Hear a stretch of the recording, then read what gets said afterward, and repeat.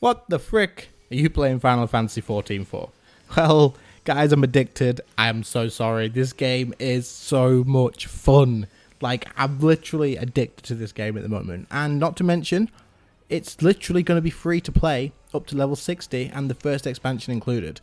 Now, obviously, there's a lot more expansions than that, but that is so much content for you guys to be able to play absolutely free. And it's one of the best MMOs out there. It's doing incredibly well. They're still updating it. The new expansions only just come out. Everyone's loving it. So maybe one day I'll go for that as well. Normally subscription based, but it's not. I'm having a hell of a good time in this game, and I figured I'd make a video on it just to sort of explain why I'm having so much fun in it. By the way, anyone who was watching for Elder Scrolls, I do apologise at the moment. This is the second MMO that I'm playing alongside of RuneScape, but I will probably return to ESO at some time because I was having a blast in that game as well. So normally when I do a video like this, we will start from scratch. However, we're not going to do that in this video because, guys, you don't want to watch just the typical beginning leveling up. Let's see what this game has to offer. Basically, we've been going through our main quest. This is my character, level, where is it at? Level 33 Scholar. Now, I can change between anything. I can literally just change this here. I can unequip that. And now I can be a DPS, which is the summoner, or I can be a scholar, which is the healer. So when I'm going to do a dungeon, I really wanted to build a Hilda. A Hilda? I really wanted to build a healer. So that's what we're going to do, is equip that, and now we get our healing abilities here, and we can go ahead and queue up for a dungeon really quick. However, you can be any class in this game with anything. You just change your weapon, and then that changes your class. However, with the Scholar and the Summoner, you just change this soul here, and you can change along the way, and the levels are exactly the same. So that's pretty awesome. I didn't have any idea about that when I started up, but I'm so glad that I went with that. Dungeons, guys, I am level 33. And I've already done all these dungeons, like 1, 2, 3, 4, 5 dungeons, plus the Ball of Embers, which is like a big boss fight, epic freaking like mechanics and stuff with that. But like that's 6 things already, and I'm level 33. It's hella awesome. But anyway, let's queue up for this. As a healer, I should get a queue pretty instantly, I guess. But you know, let's go give it a shot. We're gonna be the healer in this dungeon. I don't have a clue where I'm going and stuff, but we will follow our tank, who probably has a clue what they're doing, and then we'll just try and keep everybody alive if we can. The only thing people seem to have a problem with in this game is the global cooldown, but you'll see, while I am doing this as a healer, how don't die! I was casting the wrong ability. That was close. How much I have to actually be paying attention, or else shit's going to go bad quickly. Let's just get this guy healed back up to full, and then I can summon my little minion that will help me as well. Right, now we're alright. That was really close. I was casting my other spell that removes buffs but doesn't heal. It's a good job I figured that out just as when I did. Looks like our tank's going to be just taking all the hits to the face from those specs, so we better be careful on healing him. So I was playing Elder Scrolls Online, as you guys know, as well as RuneScape, of course, but I just wanted to try something new. And I ended up just deciding to come and try Final Fantasy, because I knew that I liked it from the past. And I'm not 100% sure why I never actually committed to leveling up a character fully on it and get into endgame. So that's what the goal is going to be, to try and get myself to actually commit all the way to endgame. But we'll see what happens. So as I was mentioning before, the global cooldown is quite long. I think it's about 2.5 seconds. However, you have abilities that are on global cooldown and abilities that are not. And also you've got things like my Swift Cast here that will let me instantly cast another ability. When it all comes down to it, you've got to be managing a lot of stuff. So all the global cooldown really does is allows them to add extra sort of mechanics to the game. Things that you'll have to deal with, use abilities at the right time. It just allows you to manage things a lot easier, basically. Oh crap, that's some big area effect.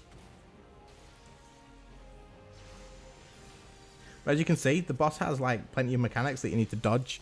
They'll add on-hit effects, and I'll have to remove those for my allies as well. This boss has a freaking ton of health.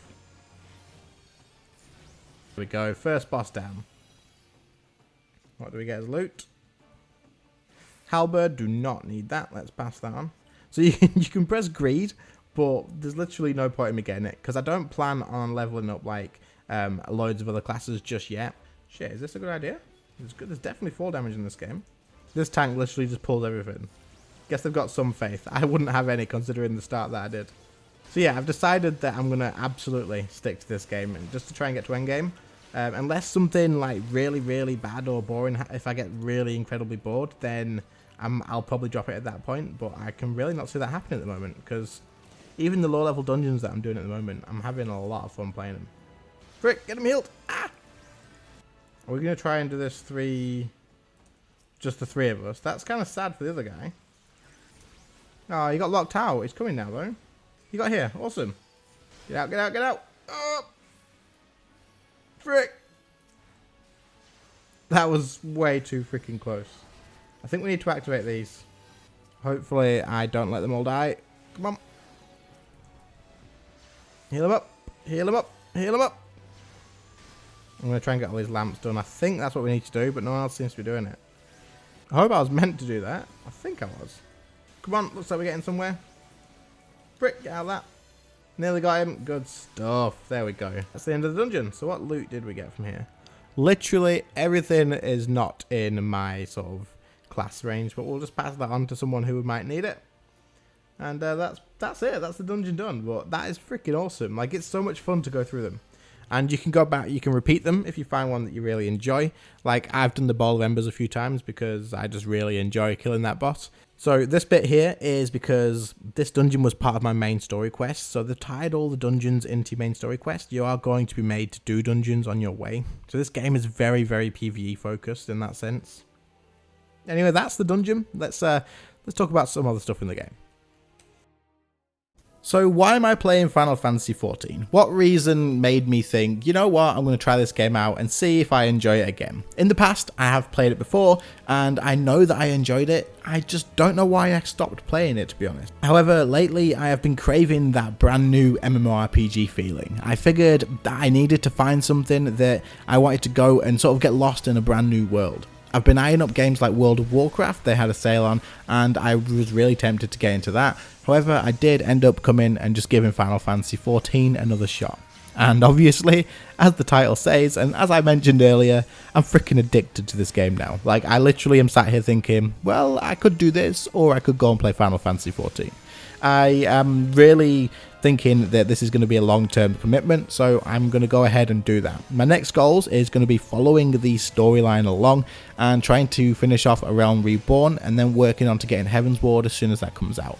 I am assuming that seeing as Heavensward will be available in, what is it, like 6 to 7 days, then I'm going to be able to probably have that access before I even finish A Realm Reborn because of how long it's going to take me to get through A Realm Reborn. So we're going to have a new series starting up, guys, which is basically going to be my journey to endgame, I suppose.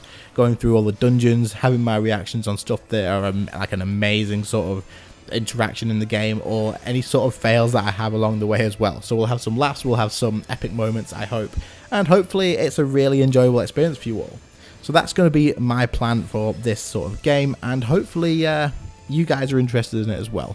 Obviously, if you don't normally play Final Fantasy XIV, or if you don't normally watch anything, but you're watching the video just because it's me playing, then honestly, guys, just try and enjoy it. Get in the comments, ask questions. If you find anything confusing, or if you find anything interesting and want to know more, ask me, because I am more than happy to explain stuff to you, as long as I know it as well. Anyone watching that does play Final Fantasy XIV, guys, get in the comments, share any tips and stuff, because that's going to help me out a absolute ton, because this is a new game to me, it's a new world, and there is a lot to go through. My plans going ahead is probably going to be sticking 100% to the healer until I get to level 60, because I am having so much fun playing a healer, and that's always been my favourite class in a game.